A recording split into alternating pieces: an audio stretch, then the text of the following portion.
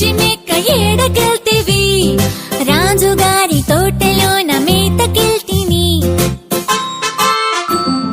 రాజుగారి తోటలోన ఏమి చూస్తివి రాణిగారి పూల చెట్ల సొగసు చూస్తివి